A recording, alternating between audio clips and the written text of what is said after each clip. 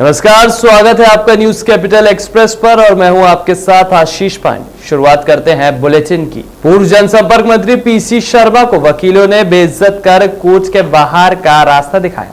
शर्मा ने बताया कि बीजेपी का यह षड्यंत्र है।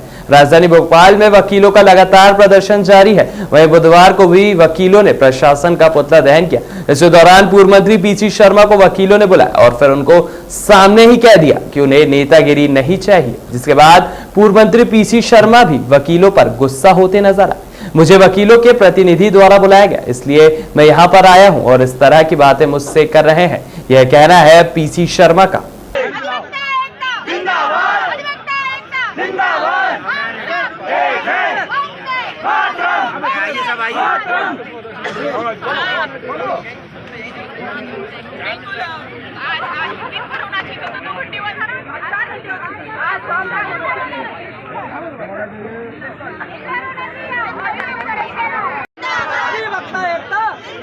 भारत माता की वंदे भारत माता की।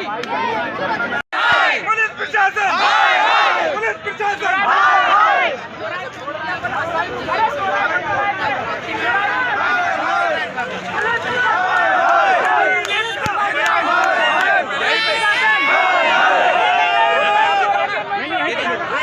गेट के सामने, अरे ये गेट के सामने करो ना।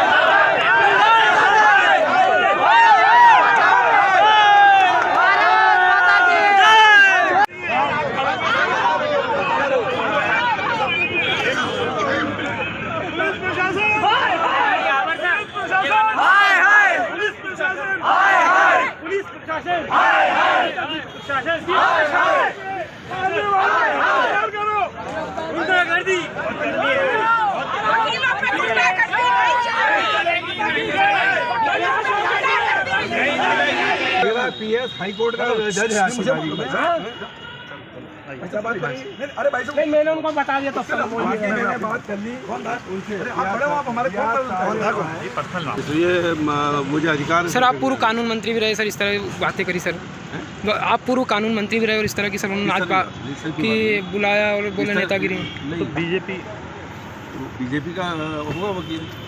ये जो घटना हुई उधर दुर्भाग्यपूर्ण है और मैं समझता हूँ कि प्रशासन को इंटरफेयर करके बातचीत करके वकीलों को इस मामले को निपटाना है। सर आप पहुँचे थे सर, बोला कि हमको नेतागिरी नहीं करना, इस तरह वकीलों का सर कहना है सर। नहीं, एक वकील ने बोला, लेकिन मुझे वकीलों ने बुलाया था, इसलिए मैं आया। 60 से 70 वकीलों के ऊपर FIR दर्ज की गई, परंतु नामजद नहीं FIR।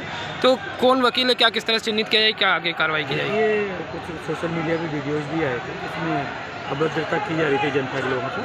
जो भी व्यक्ति कानून हाथ में लेगा, साक्ष्य रूप उसके विरुद्ध कार्रवाई होगी। चिन्हित किया जा रहा है, वीडियो फुटेज वो सब हैं और एज पर एविडेंस आगे की कार्रवाई होगी। सर कितने वकील अभी जो हैं अभी चिन्हित कर लिए गए हैं, क्योंकि 60 से 70 वकील मैटर पूरा इन्वेस्टिगेशन में है और एज पर एविडेंस जैसे बताया कानूनी कार्रवाई। सर आज भी सर पुतला दान किया गया, क्या अनुमति ली गई थी या बिना अनुमति के पुतला? ये इनके न्यायालय में जो चल रहा है इनके डिमांड को लेकर, और आगे के जैसे में बताया गया कि जब भी कोई वैधानिक कृत्य होगा तो साक्ष्य रूप और एज पर लॉ कार्रवाई। दिनांक 20/5/2022 को दीपेश शर्मा नामक अधिवक्ता, जो हमारे बार का सम्मानीय सदस्य है, उस पर हमीदिया अस्पताल के पास किसी असामाजिक व्यक्ति द्वारा, बदमाश के द्वारा हमला किया गया और उसको गंभीर चोट आपत्तिकारित हुई। इस पर गंभीर चोट पहुंचाई गई, जिस पर लेकर वो कुछ दिन तक भर्ती भी रहा हमीदिया हॉस्पिटल में,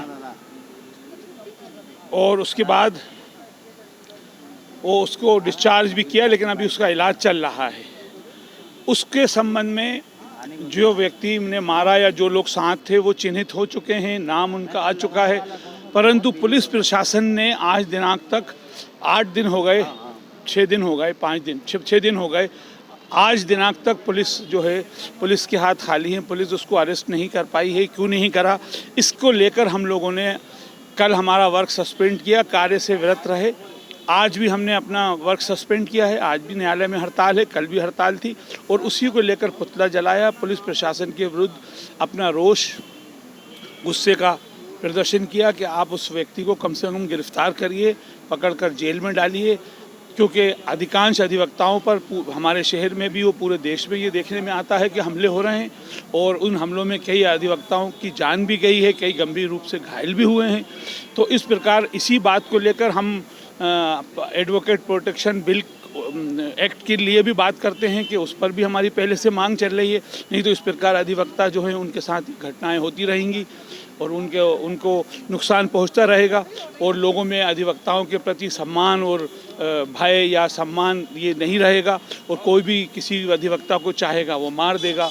तो इसलिए उस डर को बनाने के लिए और उस कानून की पकड़ को मजबूत करने के लिए ये हमारा प्रदर्शन था, और उस एडवोकेट प्रोटेक्शन बिल की भी हम बात करते हैं। इसीलिए तो इसको लेकर हमने 2 दिन से हड़ताल भी है, और हमने प्रदर्शन भी किया, कल भी रहा, आज भी रहा, आज पुतला भी जलाया गया इसके संबंध में कि उस व्यक्ति को जिसने अधिवक्ता को मारा है उसको जो भी लोग थे उनको पकड़ा जाए और उनको जेल में डाला जाए, और उनके साथ सख्त से सख्त कड़ी कानूनी कार्रवाई की जाए। जय हिंद, थैंक यू। खबर छापते हो? कब देखा मुझे? ये नहीं हो रही है। भैया प्रदर्शन किया गया है, कल प्रदर्शन किया गया था, उसके बाद FIR भी दर्ज की गई थी पुलिस के वकीलों पे, 60 से 70 वकीलों पे FIR दर्ज की गई। आज वापस प्रदर्शन किया गया है कि क्या मांगे हैं आपकी? निर्दोष अधिवक्ता भोपाल बार के, जिनके ऊपर एक कुख्यात बदमाश ने, जो भोपाल के कई थानों का एंटीसीडर अपराधी है, उसने खुलेआम प्रहार किया, और वे अधिवक्ता लगभग 5-7 दिन तक अस्पताल में एडमिट रह के इलाज कराया। लेकिन पुलिस की विफलता देखो आप कि उस एंटीसीडर अपराधी को, जिसका फोटो तक हम दिए उनको, उसे गिरफ्तार करने में पुलिस असफल रही है। निश्चित तौर पर पूरे भोपाल क्या पूरे प्रदेश में इस घटना का आक्रोश है, और इस घटना को हम सांकेतिक तरीके से और बहुत शांतिपूर्ण तरीके से भोपाल बार इसका विरोध कर रही है। कहीं कोई अप्रिय घटना, अराजकता नहीं है। निश्चित तौर पर एक अच्छा संदेश इसमें जाएगा अपराधियों में कि भोपाल बार एक है। अधिवक्ता के ऊपर हमला करने वाला कोई भी व्यक्ति हो, कोई भी आरोपी हो, उसे बचना नहीं चाहिए, उसके ऊपर कठिन से कठोर सजा उसको मिलेगी। निश्चित तौर पर पुलिस ने बेबुनियाद तरीके से रास्ता रोकने का जो प्रकरण दर्ज किया है, आज पुतला दहन किया गया है, वह सांकेतिक पुतला है प्रशासन का विफलता का। प्रशासन यदि आरोपियों को गिरफ्तार कर ले तो निश्चित तौर पर भोपाल बार का ये आंदोलन भी समाप्त होगा। कल जो प्रदर्शन किया था FIR दर्ज की गई है, क्या लगता है पुलिस प्रशासन की ओर से? 341, 147 का मामला दर्ज किया गया। कोई रास्ता नहीं रोका किसी ने, रास्ता कल भी खुला था, रास्ता आज भी खुला है। ये सिर्फ एक सांकेतिक और विरोध स्वरूप हड़ताल है, सिर्फ कार्य से विरत है। हम अपना विरोध प्रदर्शन शांतिपूर्ण तरीके से कर रहे हैं। दिग्विजय सिंह का गुरूर उनको चकनाचूर करता है, यह कहना है VD शर्मा का। बीजेपी प्रदेश अध्यक्ष VD शर्मा ने राज्यसभा सांसद दिग्विजय सिंह पर तीखा हमला बोला। अब दिग्विजय सिंह बताएंगे कि साधु संत क्या बोले, ये देश का दुर्भाग्य है। कथावाचक प्रदीप मिश्रा के PM मोदी की तारीफ के बाद दिग्विजय सिंह ने ट्वीट किया था। बीजेपी राष्ट्रीय अध्यक्ष JP नड्डा के उद्बोधन पर बोले VD शर्मा, JP नड्डा जी समय पर कार्यकर्ताओं का मार्गदर्शन करते हैं, यह पार्टी की सामान्य प्रक्रिया है। आज भी बीजेपी राष्ट्रीय अध्यक्ष ने हमें मार्गदर्शक दिया। अब कांग्रेस जब एक परिवार तक सीमित रह गई है तो बाकी लोग कांग्रेस में काम कैसे करेंगे? तो इसलिए आज स्थिति इस देश के अंदर ऐसी है कि कांग्रेस अब अपना अस्तित्व भी खो रही है, अप्रासंगिक हो गई है, और इसलिए उनके नेता ही नहीं, उनके कार्यकर्ता भी अब छोड़ करके कांग्रेस इसलिए भाग रहे हैं क्योंकि उनको लगता है कि कांग्रेस के नेतृत्व में इतने वर्षों तक इन्होंने जो किया उसको देख करके लोगों को लगता है कि आज इस देश के अंदर अगर कुछ किया जा सकता है तो वो भारतीय जनता पार्टी के नेतृत्व में, जो दुनिया के सर्वाधिक लोकप्रिय नेता माननीय प्रधानमंत्री मोदी जी के नेतृत्व में देश में हम अपनी भूमिका कुछ निभा सकते हैं, तो ऐसे लोग बूथों पर भी भाग रहे हैं और छोड़ करके, कांग्रेस छोड़ करके वो भारतीय जनता पार्टी में उनको लगता है कि देश के लिए, समाज के लिए कुछ कर सकते हैं। तो इस दिशा में कांग्रेस अपना अस्तित्व खो रही है। देखिए, माननीय राष्ट्रीय अध्यक्ष जी भारतीय जनता पार्टी के अपने सभी कार्यकर्ताओं को समय समय पर कई हमारे संगठनात्मक जो विषय होते हैं उनको लेकर के उनका मार्गदर्शन हमें मिलता है। तो इसलिए ये सामान्य तौर पर एक नेचुरल प्रोसेस है, उसमें माननीय अध्यक्ष जी हमें मार्गदर्शन लगातार करते रहते हैं। आज भी उन्होंने किया है। आज मैं मीडिया के मित्रों को एक बात ज़रूर आप सब लोगों से बताना चाहता हूं कि हमारा सौभाग्य है मध्य प्रदेश भारतीय जनता पार्टी के एक एक कार्यकर्ता के लिए कि हमारे सम्मानीय राष्ट्रीय अध्यक्ष 1 तारीख को भोपाल उनका पदार्पण हो रहा है।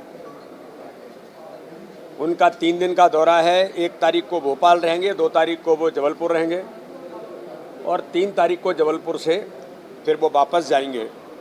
इसलिए उनके दौरे के संबंध में भारतीय जनता पार्टी के हमारे सभी कार्यकर्ताओं में व्यापक उत्साह है और मध्य प्रदेश भारतीय जनता पार्टी के प्रदेश कार्य समिति से लेकर के हमारे कार्यकर्ताओं का सम्मेलन,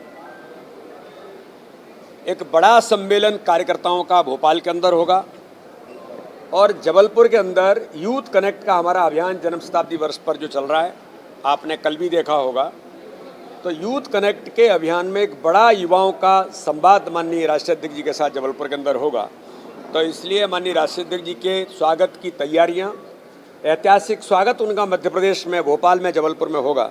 तो हम सब कार्यकर्ता उस उत्साह के साथ माननीय अध्यक्ष जी के दौरे की तैयारी और स्वागत में जुट गए। भोपाल सांसद प्रज्ञा ठाकुर का बयान सामने आया है। ज्ञानवापी मस्जिद को लेकर सांसद साध्वी प्रज्ञा ठाकुर ने आह्वान किया, सत्य सामने लाने के लिए सब सनातनी इकट्ठे हो जाएं। प्रत्येक हिंदू को, प्रत्येक सनातनी को आगे आना चाहिए। भोपाल की जामा मस्जिद का भी सर्वे होना चाहिए, यह कहना है साध्वी प्रज्ञा का। वहीं साध्वी प्रज्ञा ने बड़ा दावा करते हुए कहा कि हिंदुओं ने कभी भी किसी दूसरे धार्मिक स्थल को ठेस नहीं पहुंचाई, लेकिन आक्रांताओं ने हिंदू मंदिरों को तोड़ा, मंदिरों को तोड़कर मस्जिद बनाई है।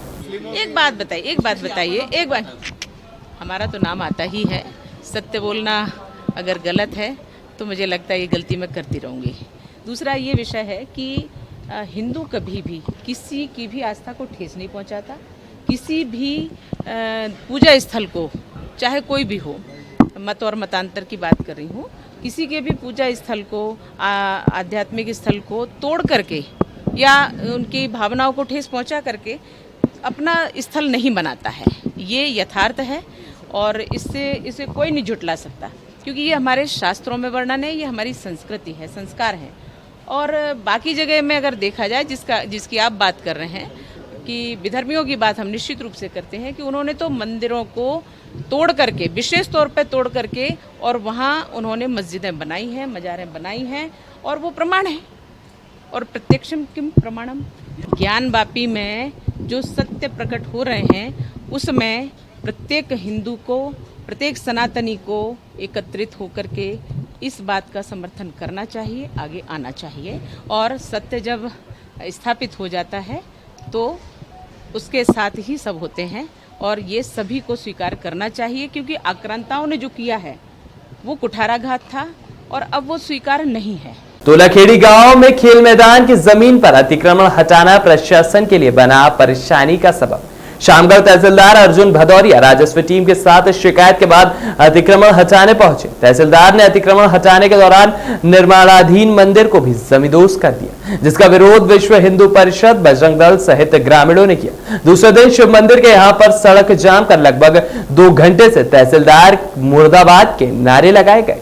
ग्राम तोलाखेड़ी में इसके कुछ दिनों पूर्व ग्रामवासियों द्वारा तहसीलदार शामगढ़ को ज्ञापन दिया गया था, जिसमें कि ग्राम का जो मैदान है उसका पंचायत से लगा हुआ, उसमें अतिक्रमण हटाने के लिए उन्होंने ज्ञापन दिया था। और उसके बाद कई बार कई लोगों ने इसमें निवेदन भी किया कि थोड़ा जल्दी अतिक्रमण हटा दिया जाए, क्योंकि उससे जो स्कूल का मैदान है प्रभावित होता है। उसी तारतम्य में कल तहसीलदार शामगढ़ एवं पूरी राजस्व के अमले द्वारा इसमें कार्रवाई की गई, अतिक्रमण हटाया गया।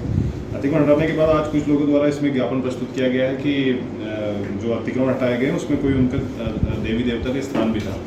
चूँकि ये ज्ञापन दिया गया है तो ये उचित माध्यम से ज्ञापन हम कलेक्टर महोदय को पहुंचा देंगे और जो भी इसमें अग्रिम कार्रवाई होगी, जो भी दिशा निर्देश कलेक्टर महोदय से प्राप्त होंगे उसके अनुसार कार्रवाई। इसमें सर तहसीलदार पर आरोप लगे हैं, वो नारे भी लगे मुर्दाबाद के, तो इसमें आरोप लगे हैं कि उनको पता होने के बाद भी ऐसी कार्रवाई की गई है। ये तो ये इस बारे में मुझे अभी जानकारी नहीं है। ये तहसीलदार से चर्चा उपरांत और कलेक्टर महोदय के संज्ञान में आने के बाद इस पे कुछ कहा जाना ठीक रहेगा। उन्होंने बर्खास्त की भी मांग की तहसीलदार को, इस बारे में क्या कहें सर? ये मैं जैसा बताया कि ये कलेक्टर महोदय के को हम ये जो ज्ञापन दिया है ये उनको प्रेषित कर देंगे। जो भी फिर उस संबंध में कलेक्टर महोदय जिस तरह से जो भी इसमें तहसीलदार से चर्चा करके जो भी कार्रवाई होगी। प्रशासन द्वारा जो है लोगों को क्या आश्वासन दिया गया? प्रशासन द्वारा यही आश्वासन दिया गया है कि जो उनकी मांगे हैं या जो उनका कहना है वो जहाँ से जो उसके पावर जहाँ जिन अधिकारी के पास है जिसमें कार्रवाई करने की उनको हम भेज देंगे। SDM लेवल पे यहाँ पे उपखंड स्तर पर इस बात ये जो उनकी मांगे हैं पूरा किया जाना नहीं है, संभव नहीं है। तो जो कलेक्टर महोदय इसमें कुछ कार्रवाई करेंगे तो उनके लिए निकाय चुनाव प्रत्यक्ष अप्रत्यक्ष प्रणाली पर हो, इस पर विचार चल रहा है। रायसेन के शिव मंदिर को लेकर बोली वह मामला ASI के अधीन है। उनके रूल्स और रेगुलेशन का सबको पालन करना होता है। उनको भेजा है विचारार्थ, वो जो निर्णय देंगे उसका क्रियान्वयन होगा। भोपाल की जामा मस्जिद के मंदिर पर बनाए जाने के मामले पर बोली तथ्य और प्रमाणों के आधार पर जो भी सत्य उद्घाटित होगा उसका वैधानिक पद्धति से क्रियान्वयन किया जाएगा। भाई वो ASI के अधीन है और उनकी जो रूल्स और रेगुलेशंस होते हैं वो सभी को पालन करने होते हैं। तो उनके पास भेजा है विचारार्थ, वो जो निर्णय देंगे उसका क्रियान्वयन होगा। और वक्त लगेगा, विचार चल रहा है।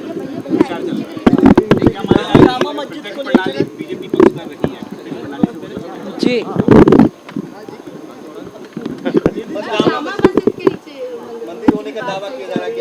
कई सारे लोगों ने कहा है कि वहाँ पे जो है ASI का संरक्षण। देखिए, किसी के कहने से कुछ नहीं होगा।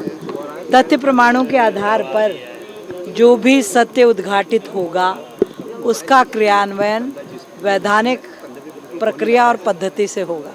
मध्य प्रदेश के नीमच जिले में जिस प्रकार से एक बुजुर्ग भंवरलाल जैन की हत्या भाजपा के नेता द्वारा की गई, मध्य प्रदेश में चरमराती कानून व्यवस्था और भाजपाइयों द्वारा आए दिन मनमानी करने की घटनाएं कम होने का नाम नहीं ले रही हैं। ताजी घटना में बीते दिनों एक जैन परिवार के व्यक्ति की पीट कर हत्या की गई। पूरे प्रदेश में कानून व्यवस्था पर सवालिया निशान खड़े किए हैं। ऐसे में मौजूदा सरकार को जगाने और कानून व्यवस्था को सुधारने के उद्देश्य से जबलपुर में कांग्रेस पार्टी ने कैंडल मार्च निकाला, जहां कांग्रेसी कार्यकर्ताओं सहित बड़ी संख्या में आमजन उपस्थित रहे। मध्य प्रदेश में जिस तरह से लगातार मानव जाति के साथ जिस तरह से जातिगत रूप से पार्टी के रूप में राजनीतिक दलों के रूप में जिस तरह से खून खराबे की स्थिति बन रही है, प्रदेश में अराजक हालात हो रहे हैं। जिस तरह से एक जैन परिवार के भंवरलाल जी को ये गलत ढंग से एक पार्षद जो एक जिम्मेदार पद पे होता है, पार्षद हो, विधायक हो, जनप्रतिनिधि हो, वो तो सबके लिए एक बराबर होता है, परंतु जिस तरह से क्रूरता दिखा के पीट के हत्या कर दी गई, ऐसी घटनाओं की एक अघोरी बाबा उनकी जटा काट दी गई। आप देखें रोज ऐसी कोई ना कोई घटनाएं हो रही। लगता है कि प्रशासन नाम की चीज और शासन नाम की चीज मध्य प्रदेश सरकार में बची नहीं। माननीय मुख्यमंत्री जी की बात की जाए तो हमेशा कहते हैं कि मैं लोगों को गाड़ दूंगा, लोगों को भून दूंगा, लेकिन लगता है कि सिर्फ मुंह जबानी ही चल रहा है, लेकिन यथार्थ में कोई कानून व्यवस्था नाम की चीज, अराजकता के जो हालात हैं वो बद से बदतर हो जा रहे हैं। और इन सब बातों को लेके जिस तरह से एक जैन समाज के लोग जो आम रूप से व्यवहारिक रूप से शांतिपूर्ण लोग होते हैं, इनसे किसी को कभी कोई खतरा नहीं रहा, लेकिन अगर ऐसे व्यक्ति को भी पीट के मार दिया जाए, इसका मतलब क्या है कि सरकार कहीं ना कहीं सो रही है और भारतीय जनता पार्टी के कार्यकर्ता जो है कानून को अपने हाथ में ले रहे हैं। इन सब बातों के खिलाफ कांग्रेस के हमारे सभी युवा साथियों ने आज जो आप देख रहे हैं इस कैंडल मार्च का आयोजन किया है। हम ये संदेश देना चाहते हैं कि मध्य प्रदेश शांति का टापू है और उसमें इस तरह से अराजक हालात को नियंत्रण करना आवश्यक है। इसके खिलाफ ये कैंडल मार्च का ही संदेश भी है। प्रदेश के मुखिया शिवराज सिंह चौहान के द्वारा वर्ष 2018 में असंगठित क्षेत्र के मजदूरों को एक ऐतिहासिक योजना संबल योजना प्रारंभ की गई, जिसके लिए भारतीय जनता पार्टी के कार्यकर्ताओं द्वारा कई शिविरों के माध्यम से श्रमिकों के फॉर्म जमा कर नगर निगम में सत्यापन के लिए दिए गए थे। पर कुछ श्रमिकों को तो नगर निगम के द्वारा कार्ड दे दिए गए थे, पर बीच में विधानसभा चुनाव आ जाने के कारण आचार संहिता लग जाने के चलते श्रमिकों को कार्ड के वितरण नहीं किए गए और प्रदेश में 15 महीने की कांग्रेस सरकार बन गई थी। कांग्रेस सरकार बनते ही कांग्रेस सरकार ने नगर निगम को संबल योजना के कार्ड सील करने के लिए कह दिया। आज कलेक्ट्रेट में हमने कलेक्टर साहब को एक ज्ञापन सौंपा है। 2018 में भारतीय जनता पार्टी की सरकार माननीय मुख्यमंत्री शिवराज सिंह चौहान जी के नेतृत्व में गरीब मजदूरों के लिए, असंगठित क्षेत्र में काम करने वाले श्रमिकों के लिए ऐतिहासिक योजना संबल बनाई। उस योजना में पंजीयन की शुरुआत संपूर्ण मध्य प्रदेश में हुई, जिसमें नगर निगम ने भी पंजीयन किए और मैं मुख्यमंत्री जन कल्याण योजना का जिला संयोजक उस समय था, तो हमने लगभग जबलपुर में 30,000 पंजीयन 50 कैंप लगाकर कराए। उन सभी पंजीयन को स्क्रूटनी करने के बाद पंजीकृत किया गया और उनके एक स्मार्ट कार्ड बनाया गया। स्मार्ट कार्ड बंटते ही आधे कार्ड बंट पाए थे, इसके बाद आचार संहिता लागू हो गई। इसके बाद कांग्रेस की सरकार मध्य प्रदेश में एक्सीडेंटियल सरकार जिसको हम कहते हैं वो बन गई। कांग्रेस सरकार की कुंठित मानसिकता का परिचय उन्होंने दिया और जो कार्ड जोन कार्यालय में बन के मजदूरों के पड़े हुए थे उनको सील कर दिया गया और वितरित नहीं किया गया। जब से वो कार्ड सील ही पड़े हैं, हमें अभी कुछ हितग्राहियों ने संपर्क किया कि पंजीकृत पोर्टल पे हमारा नाम आ रहा है लेकिन हमारे पास कार्ड नहीं। तो मैंने जानकारी ली तो पता चला कि ये कार्ड सील पड़े हुए हैं जो जोन कार्यालय और नगर निगम में है। इसी तारतम्य में हमने आज कलेक्टर साहब से बात की और उनको एक ज्ञापन दिया है कि मध्य प्रदेश की ऐतिहासिक योजना संबल योजना जिसके कार्ड निगम कार्यालय में पड़े हुए हैं उनको शीघ्र अतिशीघ्र हितग्राहियों को वितरित किया जाए, जिससे वो इस योजना का लाभ ले सकें। इस योजना में जन्म से लेकर मृत्यु तक का प्रावधान हित लाभ हितग्राहियों को दिया जाता है। तो हमने कलेक्टर साहब से आग्रह किया कि तत्काल प्रभाव से इन कार्डों का वितरण किया जाए। कहते हैं कि पन्ना की धारा किसी को भी रंक से राजा बना देती है। यहाँ कब किसकी किस्मत चमक जाए यह कह पाना मुश्किल है, क्योंकि पन्ना जिले को देश दुनिया में हीरो की नगरी के नाम से जाना जाता है। यही कारण है कि पन्ना सहित आसपास के जिलों से लोग यहाँ अपनी किस्मत आजमाने के लिए आते हैं। कुछ ऐसा ही आज एक घरेलू महिला चमेली रानी के साथ हुआ, जब उसे खदान में एक चमचमाता हुआ हीरा मिला, जिसे देख महिला की खुशी का ठिकाना नहीं रहा और महिला रातों रात लखपति बन गई। देखिए कैसे बदली महिला की किस्मत इस रिपोर्ट में। बहुत खुशी की बात है। मैंने कहा जो मेरी पत्नी है तो मैंने कहा कि अपनी किस्मत आजमाइए जरा। तो मार्च से मतलब खदान चालू हुई थी, आज हीरा मिला है तो जमा करवा दिया है कार्यालय में। कितने कैरेट का हीरा? वजन में 2.08 सेंट है, मतलब 2 कैरेट 8 सेंट। पैसा मिले है, खुशी की बात है। क्या करेंगे इन पैसों में? जैसे कि वही है, पन्ना में ज़मीन खरीदेंगे, मकान बनाएंगे। साफ हीरा है? हाँ, क्लीन है। अच्छा हीरा है जी। लगभग उसकी कीमत क्या होगी? कीमत तो मेरे अनुसार 4-5 जाना चाहिए। अब जो जाए मतलब नीलामी के ऊपर होगा, मतलब जो कितने पे जाता है वो। कहाँ लगाई थी? ये पट्टी बजरिया, कृष्णा कल्याणपुर पट्टी बजरिया। खुशी की बहुत बात। हाँ। आपका नाम? मेरा नाम अरविंद सिंह, मेरी पत्नी चमेली रानी। ये खदान क्षेत्र कृष्ण कल्याणपुर पट्टी है। श्रीमती चमेली बाई को हीरा प्राप्त हुआ। 2 कैरेट 8 सेंट का उज्ज्वल किस्म का ये हीरा है और ये आने वाली नीलामी में इसको रखा जाएगा। लाखों की कीमत का हीरा जी? लाखों की कीमत का हीरा। हाँ, ये हीरा अभी राशि इसके शासकीय राशि निर्धारित नहीं की गई है। जब भी निर्धारित की जाएगी आपको बताया जाएगा। बहुत अच्छा हीरा है। हीरा अच्छा जेम्स क्वालिटी का उज्ज्वल हीरा है।